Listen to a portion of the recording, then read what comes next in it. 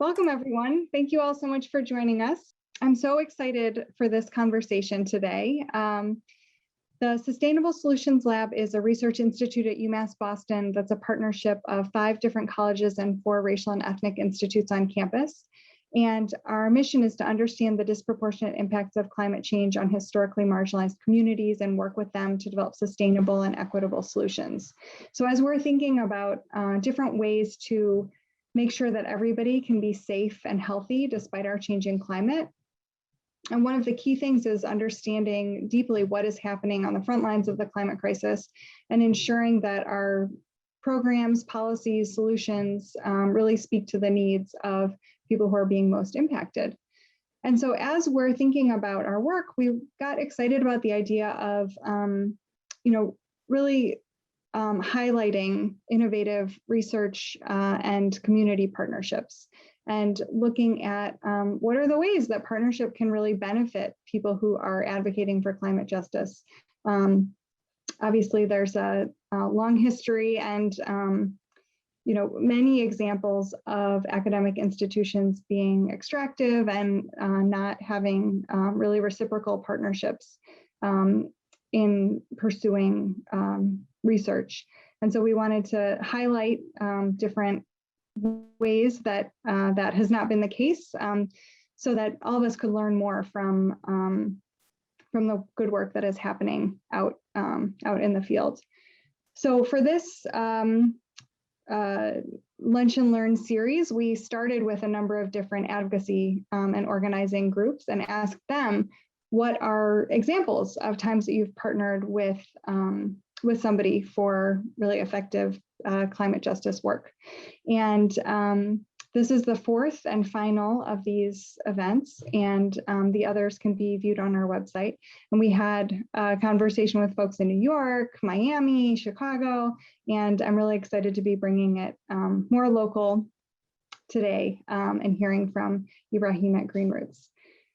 Before we get started, I wanted to do a land acknowledgement. I am in Massachusetts, in Boston, on the traditional homelands of the Massachusetts people, and want to also acknowledge their near neighbors, the Nipmuc and Wampanoag peoples. And, as we're thinking about climate change and climate justice, really questions of colonialism and the long history of the land are really, really important for us to be thinking about. And I'm glad to continue to bring additional Indigenous voices more deeply into the conversation with the Sustainable Solutions Lab. So with that, I would like to introduce our moderator for today. So Lisa Owens is a educator and community builder. She's a longtime Boston resident and has supported a number of local grassroots social justice organizations in a wide variety of capacities, including as executive director, board member, donor, and volunteer. She's currently the executive director of the Himes Foundation and is the former executive director of City Life Vida Urbana, a national leader in the anti-displacement movement. Previously an adjunct faculty member at area colleges, she has taught courses on structural racism and US social welfare policy, participatory action research, designing community projects, nonprofit management, and leadership. So she's really an ideal person to be moderating this conversation today as we think about how can we have reciprocal relationships and what are the different roles that different people play in helping to advance climate justice. So again, thank you all so much for joining us. And with that, I'll turn it over to you, Lisa. Thank you, Rebecca. And thank you, Sustainable Solutions Lab, for hosting this series. It is my great honor to introduce Ibrahim and Madeline, who will be talking about the partnership between Green Roots and BU. I just want to say, I am just such a big fan of the work, of Green Roots' work. Green Roots is a grantee of Himes, but long before my association with Owens at City Life, Green Roots and City Life really worked shoulder to shoulder on the intersection between climate and anti-displacement.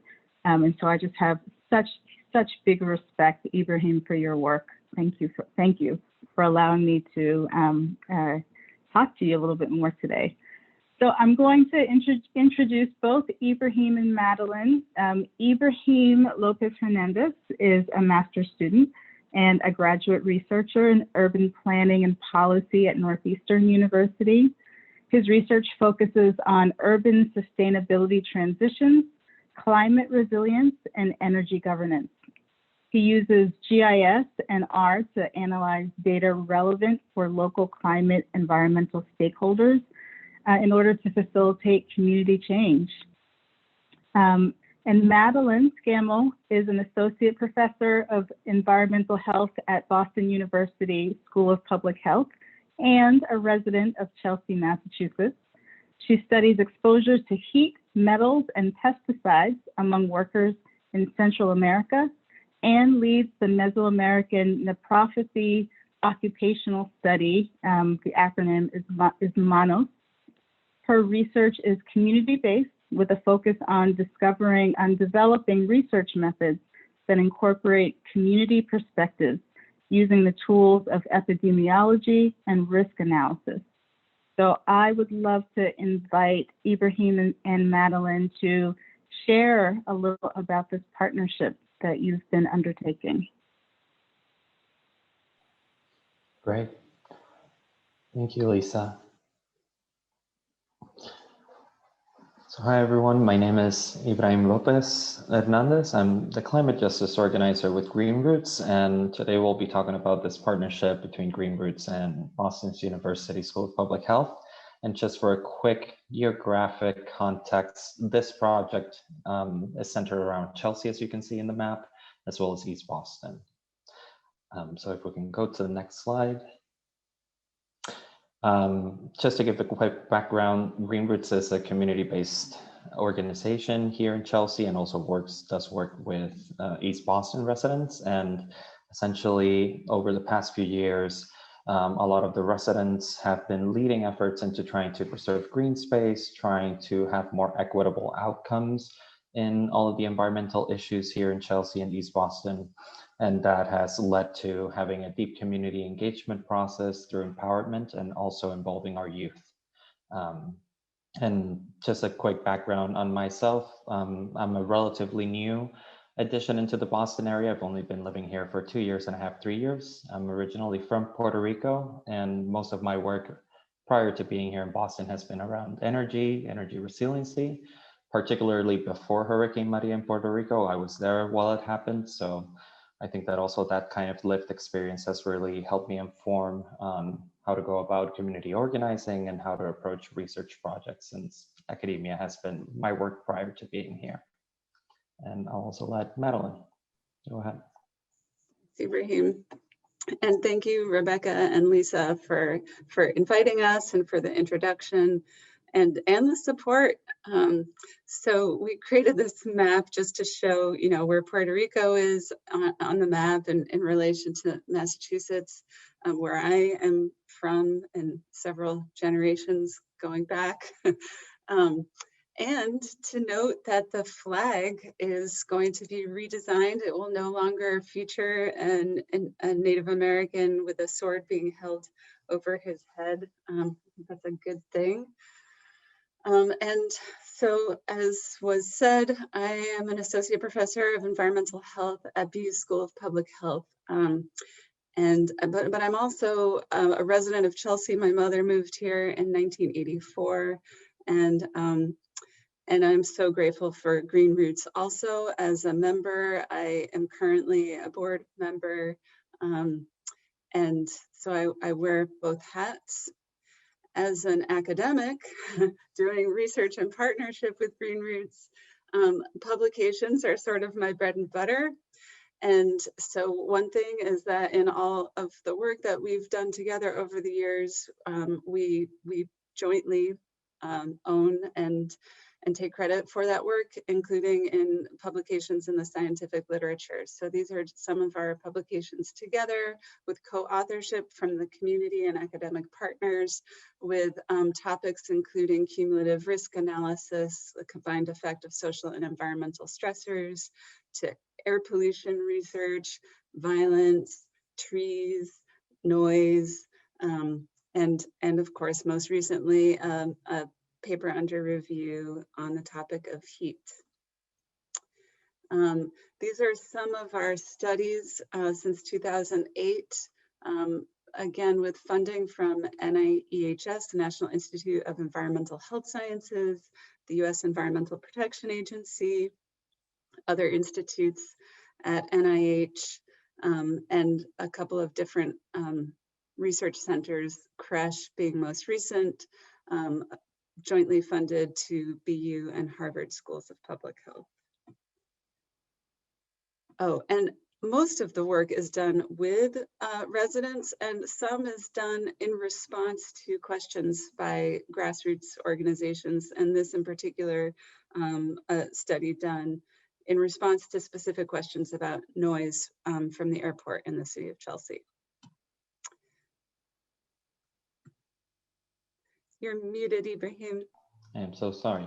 And just to give a quick acknowledgement, all of this effort and this very large project has been a lot of work from a lot of wonderful people, as you can see here, between the Boston University team, Greenridge staff, Bar Foundation, as well as our advisory team, which is composed of key stakeholders, key partners in the city of Chelsea, regional nonprofits such as Myra, and others that have really helped in being able to complete this project.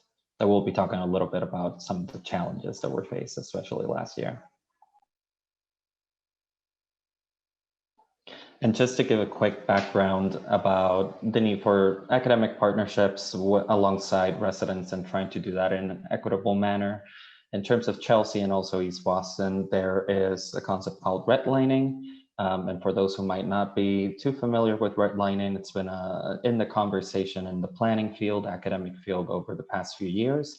And essentially, it was the practice by planners and other state agencies, particularly the Homeownership Loan Corporation during the 30s, 40s, and 50s, where they prioritize who and where should money flow into being able to own a home. And so this translated into creating these maps, as you can see on the left, where green were the best ones considered, overwhelmingly white neighborhoods at that time, and then yellow and red were not prioritized in receiving that type of aid. And Chelsea was no exception, 1938. And as you can see there, about 60% of current structures that were considered residential were redlined originally. So this is a pretty redlined community, and that has had major impacts for residential structures. Also, the historical disinvestment has led into these communities of having a large amount of impervious surfaces and lack of green space, which definitely does not help in extreme heat weather, and also flooding. And Chelsea and East Boston are relatively very dense neighborhoods. And as you can see in Chelsea, less than 40% of the land in Chelsea is dedicated for residential use, more or less. So we're squeezed in. We have a lot of heat due to impervious surfaces through commercial and industrial use. And in Massachusetts, we have the concept of environmental justice communities, which incorporates census block groups or communities within a municipality that are either considerably low income, minority populations, or don't have as much access to English language or being able to communicate in English, or a combination of all those three.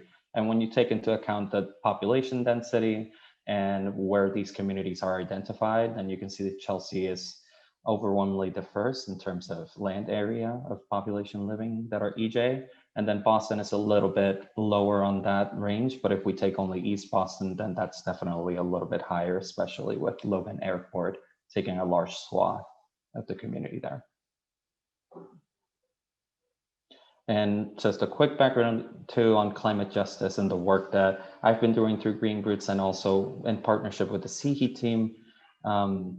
So climate justice, as I've been viewing it and through my experience, incorporates two major globes of different concepts. And it's kind of a Venn diagram where you have climate impacts, purely climate impacts, such as sea level rise, stormwater, urban heat, and then you also pair it with socio-demographic challenges such as the poverty rate, language gaps, housing crisis, and all of these other. And when they intersect, then you start seeing those purely climate justice or start seeing those equity issues that translate into climate displacement, green gentrification, worsened air quality and water quality for public health, as well as inequities and open space options are also some of the key features of climate justice and the equity issues. So the Chelsea East Boston Heat Project, we have a website, c-heatproject.org, is a collaboration of the School of Public Health investigators and Green Roots. And we started last summer, we started in the spring preparing, and of course, COVID hit. Our intention was to recruit up to 30 residents for intensive characterization of their experience of heat, monitoring personal, individual, indoor and outdoor temperatures and humidity using a Fitbit and different sensors, as well as doing qualitative research with them. But we had to pivot and do everything virtually, which was pretty impressive, and are extending our activities to this coming summer. So we'll talk about what we did and what we're planning to do. Last year, we did recruit 22 participants of both East Boston and Chelsea, relatively evenly split Spanish and English speakers in a variety of different housing types who had their temperature indoor personal monitored along with their whereabouts. So we could determine if they were going anywhere to seek refuge or relief from the heat on the hottest weeks. And these are the locations of the outdoor sensors.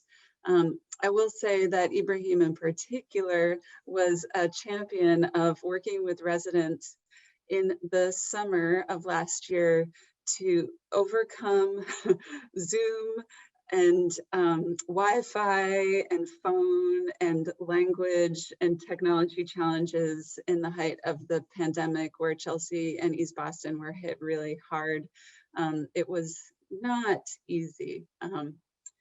Okay, so we did some monitoring successfully and engaged these residents through the whole season and are still engaging them for this coming year. But this is one example of a hot week in August and all of the outdoor temperature devices and their readings. And you'll notice that there's a 10-degree average difference between the coolest cool island. This is the Island and River Park in Chelsea, right on the border with Everett, and the hottest pocket in this urban heat island on the corner of Cherry and 3rd Street in the city of Chelsea. So we're focusing now on finding solutions to some of these differences, mitigating the effects of urban heat islands or hot pockets. Ibrahim? And just for this summer, besides working on the data and a lot of the technical stuff that we've been working on over the past year, also this summer, we're planning to partner up with our Eco Youth specifically. So we have a cohort in Green Roots for high school students that work on our environmental justice issues. And they will be helping the Sea Heat Project in documenting the land surface temperatures of different features in parks and green spaces and other areas of interest throughout the cities. And this will be to help out in the mapping process to inform the city. So how they would go about it is getting some heat guns, as we call them, some temperature guns, and just heading out into the field, acquiring experience on how to use those and how to put it up in a collaborative mapping platform that we've been developing, so that we can visualize it, and any other types of residents can also chip in into their experience with heat through that method. Another key feature that we'll be doing this summer is a more qualitative approach through the photo voice groups that we'll be doing. And they're essentially some types of methods for trying to document how our residents are experiencing heat, particularly through photography. And so there will be workshops for Spanish-speaking folks as well as English-speaking. There will be technical trainings if anybody needs any help in feeling comfortable in being able to apply these. And then we would like to get those stories, those narratives, so that they can be presented to our cities and for other stakeholders. And lastly, keep collaborating some of the projects. We have been able to partner with the City of Chelsea in a key project and municipal vulnerability grant project, where they will also be examining and trying to implement some heat mitigating projects throughout the city. And the CHEAT project has been able to provide data that would prioritize where this should be happening, including social vulnerability, what community residents look like, and what are the lackings of tree canopy and some other variables. So those are the plans for now. And another key project that the CHEAT team will be working with is hopefully a BAR funded grant for this summer, where hydration stations or public water fountains will be expanded, the network that is currently installed. And so the city, along with Green Roots, installed water fountains throughout the city last summer. And these are currently 8. And within the current network that we have installed alongside with the city, 90% of buildings in those residential areas are covered at least by one in a 10-minute walk. So if anybody heads out, 90% of those buildings will have a water fountain, and 25, a quarter of those buildings will have at least 3. What we're planning with the city on expanding on is covering 99% of all of those buildings, and then trying to increase that number around 60% of those buildings having at least 3 water fountains. And the reason for having these water fountains is that in partnership with the Boston Society of Landscape Architects, we'd like to upgrade them into misting stations. So they serve some type of resiliency measures on the outside. If folks cannot endure the heat, don't have AC, or just can't pay for it and they have to find other ways, and maybe they don't feel comfortable heading into the public library as a cooling center, they have other options on how to relieve their heat challenges. So we're also very excited about that, and we're centering everything around public participation. We would like to do a charrette, a visioning event, where community members will be talking about how do they feel about the plans and what would they like to see or not, including placemaking. And we will also be doing a temporary misting station this summer, hopefully, so that we can document the actual preferences of folks utilizing that solution. And I think that's pretty much it. But looking forward for the discussion. Thank you so much, Ibrahim and Madeline, for this great presentation and for all of the work that you will have done and are continuing to do with this study. So we have a few minutes to kind of dive into some of these themes, and then we will also have maybe about 10 minutes for question and answer from the audience. So I want to encourage audience members to put your questions in the chat, or you can use the Q&A function, and we will do our best to get to your questions. So my first question actually has to do with something that you were mentioning, Ibrahim and Madeline, about the pivot that you had to make during COVID-19. So you had this really well-designed plan that you had been gearing up to do, and then the pandemic hit. And so we know, just, without, the nature of collaboration aside, all of our organizations and institutions had to do a lot of internal scrambling, right? But then when you layer collaboration on top of that, that is its own layer of difficulty. And so I'm wondering, Ibrahim, if you could just talk a little bit about what the nature of the pivot, and what kind of adaptations did you have to make? Sure. So the original plan was to do everything in person. That would include helping out participants, residents in English and in Spanish speaking, to try to get their data and feel comfortable with the challenges of the technical devices that were being implemented and were being used. And having to pivot that through COVID required a lot of hours and a lot of work and research into how these devices function, troubleshooting them beforehand, developing technical documents that were a lot more simplified than all the technical information that you could find in the company's website or the manufacturer's website. Translating that, there were a lot of instances where it was only in English, for example. And then after that, also addressing the challenge of the internet gap or accessibility gap for communications in a virtual format that arise through COVID. And so that included also creating and preparing workshops and trainings, English and in Spanish, for Zoom. And that included hours on setting it up with participants, either through their phones or computers, and then being able to show them all the key features that would be needed for the project to be successful. And if they felt comfortable enough, then do some practice sessions. And thankfully, it all went well. Everybody felt comfortable, and now they're Zoom experts. So I think that's great. And yeah, it was a challenge, and we had to pivot. And I think that is a key thing, that planning a project of a similar scope or with a similar vein in mind has to take into account that as one of the key lessons learned from COVID. Yeah. Thank you for that, Ibrahim. And Madeline, I wonder about your own pivots, that you had to make, and particularly thinking about the equity issues, right? So Ibrahim is talking about the intersection between equity and public health. And so what were your pivots, and how did you have to take equity into account? Thanks for that question.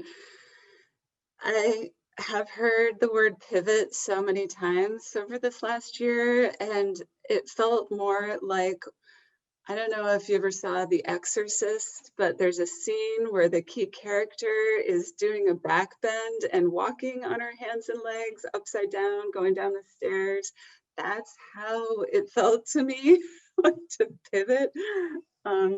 It was very challenging, and I think the issues of equity were pronounced, like magnified, not just in Chelsea, but all over the planet. But in Chelsea, we were seeing really different experiences among the residents in terms of being exposed to and hit by the coronavirus. And I felt really fortunate and happy that we had made some key introductions and developed a relationship already between researchers at the School of Public Health. Like immediately we started talking about the characteristics of the city that might make people vulnerable to COVID, and why, coordinating with the police, the chief of police and other people in the city to consider those vulnerabilities and equity. And so that we had resources available to us to do those analyses and influence the state. I think we advocated for releasing data on COVID infection rates by race and ethnicity and specific municipalities. So that was a big part of it. And I'll just say, of course, everybody was being told to stay inside, and people were without jobs, and paying for utility bills was a big challenge. So we were studying heat and coping, and so trying to find resources to support our study participants in addition to everyone else was meaningful. Mm-hmm. Thank you for that. And thank you for that image. Your image, I think, is probably better than the pivot image that we're all used to. one thing that is both very interesting and also creates layers of complexity is the fact that this collaboration is a collaboration between two cities and a community-based organization and academic partners. And among those actors, you have adults and you have young people. You have people who, right? There are so many different factors, and so I'd like to kind of talk about some of these layers. So thinking about the multi-city nature of this collaboration, I wonder if you could talk about both, what are some lessons learned, and what was challenging about this, about collaborating across cities. And, maybe I can, Ibrahim, you want to tackle that first and then Madeline take a stab? Sure. I think that in terms of collaborating with the public officials, city staff, there was some type of challenges in terms of being able to access and communicate, and that's due to the nature of the size and complexity of the cities. So Chelsea is very small in comparison to the city of Boston's apparatus, and Green Roots has developed a collaborative relationship with the city. So there's constant communication, and then there's constant willingness to meet, separate time, and see how resources could be steered or guided in common objectives. That's a little bit harder with the city of Boston. So we did have communication with the Climate Ready Boston staff. They are part, for example, of our advisory team, and they have been meeting with us and giving us feedback on the work. But it has been a little bit challenging in being able to, for example, schedule a calendar to try to strategize on where geographically might we do stuff, because there are so many processes going around for Boston and responsibilities for delivering documents, specifically planning documents for climate resiliency, that capturing the wave was a little bit difficult. And I think that's just the nature of how complex and big it is. Thanks. Yeah, I agree. I think it's a work in progress still. And the city of Boston, has the Boston Public Health Commission, and they've been doing really innovative work with Boston Medical Center, including piloting a program to prescribe air conditioners to people who come in with heat stroke. So I think we are learning from each other and hoping to build off of our, strengths and not duplicate mistakes. Yeah. Yeah, that's it takes a lot of skill. This collaboration, you all have done a really brilliant job of making a project that is very complex, easy to understand, and it looks deceptively simple, right? So you are both experts, and when experts talk, yeah, we all understand.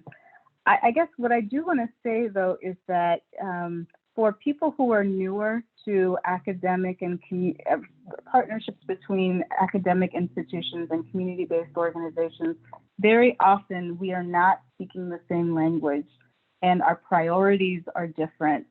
Our timeline is different, right? So that there's so much prep work that has to happen, I think, internally inside our organizations to prepare ourselves to partner well with each other. Otherwise, community organizations can say, what's the use? This is going to take up too much of my time that I need to spend over here. And a similar argument can be made on the other side as well. So all of that to say, I'm wondering, and Madeline, maybe you can start us off. I'm wondering if you could think about your top tips for people in your institution, right? So for folks at BU School of Public Health who have not led these kinds of community academic partnerships before, what would be your top tips for how to prepare the institution or your department or your small group, what are your top tips for preparing to partner well with the community? Great question, Lisa. I think one of my top tips might be to start by learning what are the priorities of the community or the partners you hope to establish partnerships with. And what are the urgent and competing demands? So when you think you have a timeline, what's likely to interfere? What are the challenges people are facing so that it doesn't take anyone by surprise? And you know sort of where your work is in relation to the other work. And then I think the other piece is this is a relationship like the relationships you hold closest to you. And you have to get comfortable at some point having challenging conversations and communicating when things are going well or when you're not quite, don't know where the other person stands. Like ask each other, check in, don't take it for granted. It doesn't work with any relationship, especially not these where there are big power dynamics at play. That's, yeah, my 2 tips. Thanks, Madeline. And Ibrahim, a similar question. If you were talking to another community-based organization that was pondering entering into a relationship, a research partnership with an academic institution, what are some things, what are some pieces of advice you would give to that community-based organization to see whether it's even worth it? Sure. So from the experience, so I can take it a little bit back from a personal experience I had in Puerto Rico. Right after Hurricane Maria, I was working on research with energy and communities for the University of Puerto Rico. And the phenomenon was that right after it hit and the months of lack of communication, a lot of institutions here on the mainland, and particularly a lot of prestigious institutions in the Boston area, went down into Puerto Rico with the best intentions of trying to help, particularly in energy, trying to set up solar panels and trying to create microgrids and all of these concepts that are taking more and more momentum for our transition as a nation. And what I saw is that a lot of the academics in the University of Puerto Rico system felt that they were bypassed in being able to reach the communities. That's one of the things that I really noticed that caught my eye. A second one was that since there was such a regimented or regulated grant, because there were these rapid grants that you had to set up a schedule and do it as fast as possible to help down on the ground, a lot of the technological interventions to help communities to get their electricity didn't have the right documentation or follow-up or training that is needed, so that if your intention is for the community to have that asset and manage it and benefit from it long-term, that could be as easily done as possible. So I think that as a community-based organization, you should definitely ask on the technical requirements, and if the academic sponsor is ready or very willing to go as deep as possible into answering those types of questions, if it's a relationship like that. Another thing would be compensation. I've learned from COVID here in Green Roots that compensation was key, especially the type of compensation. A lot of compensation was made through gift cards, but I have seen that in other projects and in other communities, a lot of these gift cards were tied to a supermarket, for example, or were tied to specific uses. And I know that we try to steer from that and make it as flexible as possible through Visa, MasterCards, or some other one. So if a person had actual issues with electricity instead of food acquisition, they could do that. Yeah. And lastly, if academic institutions want to come into community-based organizations. If you are a PhD student, you're not necessarily a professor, please bring your professor or whoever is managing the budget of your project early into the conversation to go through those quirks and those very technical details. So important. These are the details that perhaps people stumble upon when it's too late, right? But if you don't get some of these details right, they can hinder your ability to form deep relationships, which, you know, impacts your future, your ability to do this research in the future. You know, I have one more question before we go to the Q&A. I'm wondering about the future work.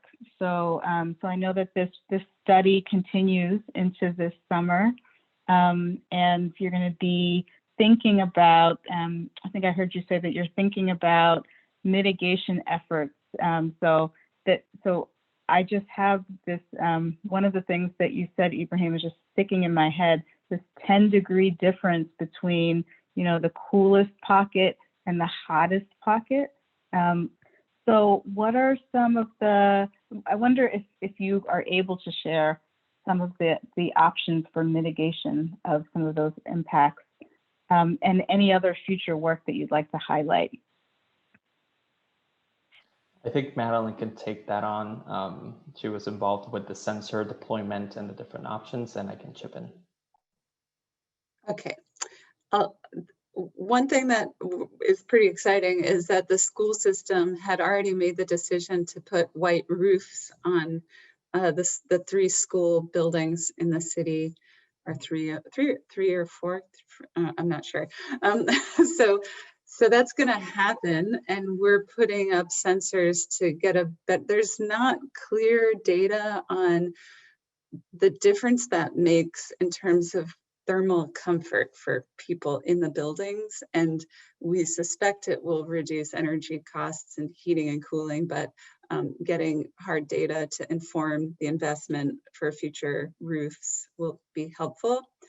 And then we've got the participatory action research component, which is working with the youth to monitor land surface temperature with the heat guns, and learn about, as well as teach others about, how surface temperature relates to ambient temperature, what we experience, and then residents documenting their coping strategies of dealing with extreme heat using photographs and narrative, which I hope will come up with ideas that we haven't even thought of, potentially. So exciting. I love the idea of a core of young people with heat guns just participating in this. What an exciting project. So let's see, there are questions in the chat. So I'm going to start with Laura's question. Laura wants to know, how did you work with people without internet access specifically? What were some of the strategies that you used?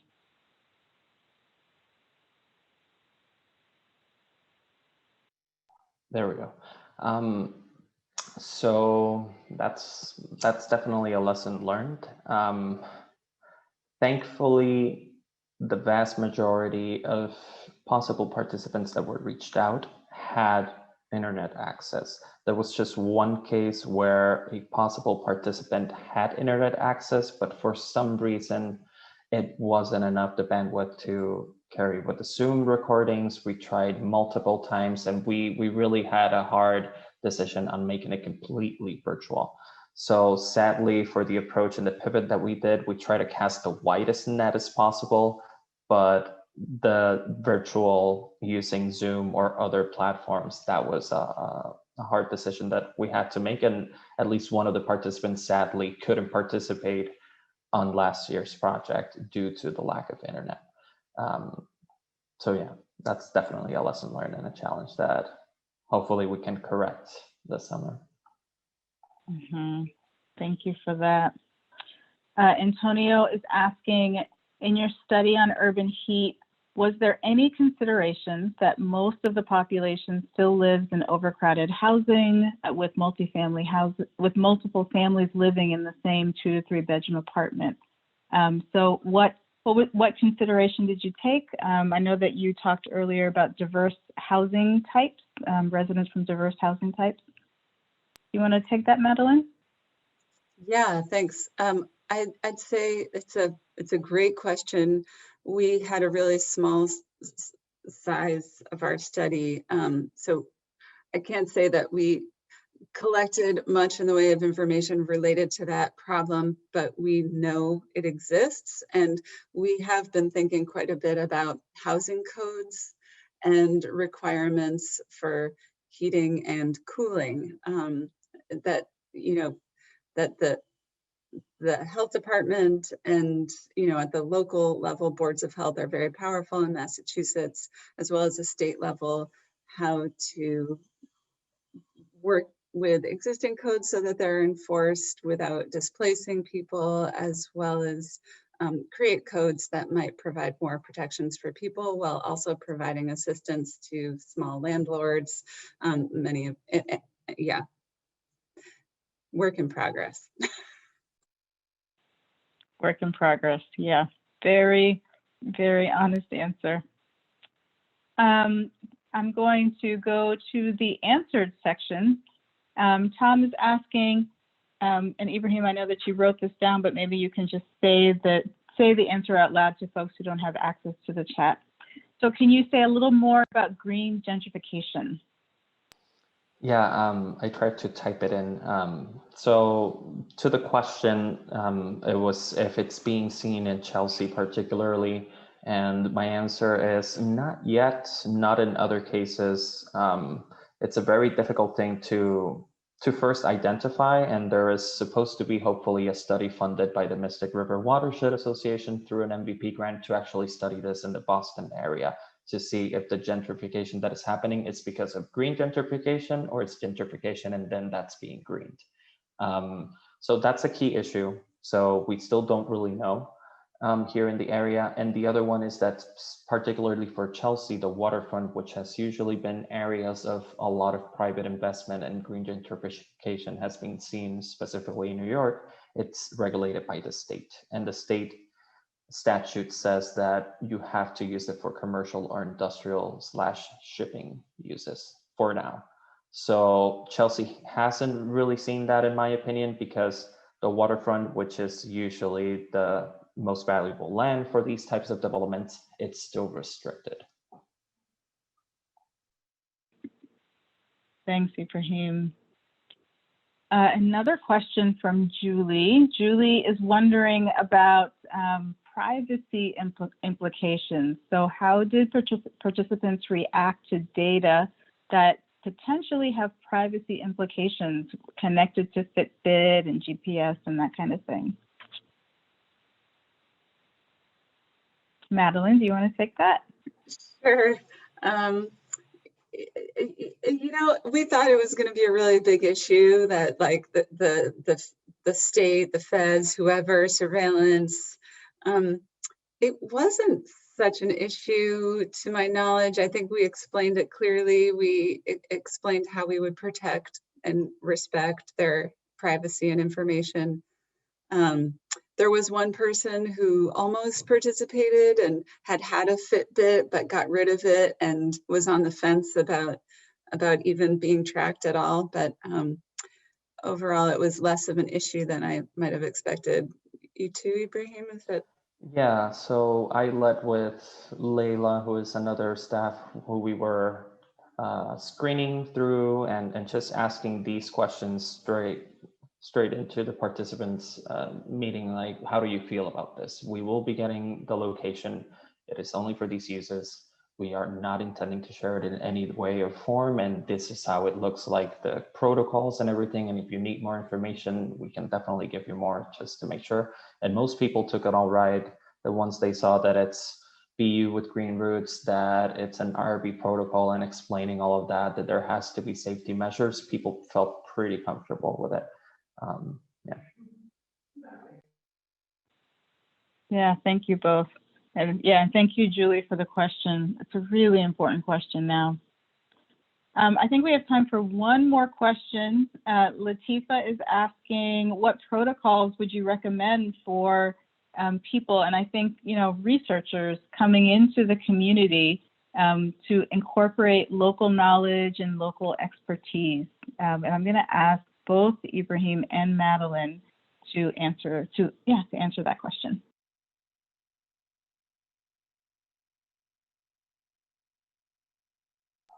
There we go. Sorry, it's just that I'm trying to see the question and then it opens a huge window. So I know that it was mentioned, what about, for example, the PR scientists? On that experience and on that scenario, after the grant was done, they left. Then they contacted academics in the different campuses in Puerto Rico locally, so they could serve as the bridge or keep up with being able to answer any questions or promote capacity building in the communities. If they hadn't bypassed the academics, Puerto Rican academics in the first place, then that would have been a more streamlined process. So I think that the insight from there is that if you're going into communities, also try to partner up with academics in the context that you're heading into. Don't try to bypass them. Maybe you felt bad because they're going through this crisis and this big impact, but a lot of people in the academic world in Puerto Rico want to work with communities such as I did. So even if we're going through that tough time, we don't have electricity or water supply, we're still thinking of our other communities around and for their welfare. So we will take the time to. Ibrahim, I'm so glad you said that. I mean, it's so true. And I know that there are investigators at UMass Boston working in Puerto Rico and are very sensitive to this, to this relationship. I guess I would say that another honest, we're all learning all the time. And I think sometimes academics are of the mindset that the community knows what they need and what they want, and they'll say it, but often they don't know in relation to academics, like what, you know, what to set as expectations for publishing, for data use agreements, for long-term sharing, like who's going to have access to this, who's going to report the results back, who's going to explain it. So rather than wait for them to ask those questions, I'd say to academics, anticipate them and share what you think might be a good arrangement, or you know, start the conversation. Yeah.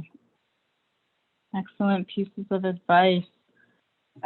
So we're nearing the end of our time together. So before I hand it back to Rebecca, I just want to say one more time just how thrilled I am to have had this opportunity to learn about your work, Ibrahim and Madeline. I also learned so much about how you all have really involved the residents and, you know, two cities to this really important study, to participate in the study. So thank you so much for your work. To folks who are watching, and if you still have questions, definitely put your questions still in the Q&A, and I'm sure that folks will find a way to answer your question. And with that, I will pass it back to Rebecca so that she can let us all know about next steps after the series. Great, thank you, Lisa. And thank you so much, Madeline and Ibrahim, for joining us for this conversation. As Lisa said, I learned a lot, and yeah, it's really neat to hear about what you have been up to, and I look forward to seeing continued results and hearing how things continue this summer. Before we close out, I wanted to invite you all to our next event with the Sustainable Solutions Lab. Next Friday, we're having an event focused on climate migration, looking at international pressures and local realities. So Melanie just put that link in the chat, and also wanted to invite you to view the past events of this series. As I mentioned, the first one was with Goals in New York. good old Lower East Side, which is a housing advocacy organization. The second one was with Catalyst Miami in Florida. The third was with Little Village Environmental Justice Organization in Chicago. And now here we are. But please take a look at those if you're interested. And I also wanted to thank Melanie Long and Patricio Bilwa so much for their help on this. Melanie is our strategic communications manager, and Patricio is a graduate student working with the Sustainable Solutions Lab. And they have been essential to making all of these things happen. So thank you both so much. And thank you again to our panelists and presenters, and look forward to continuing these conversations in the future. Take care, everybody.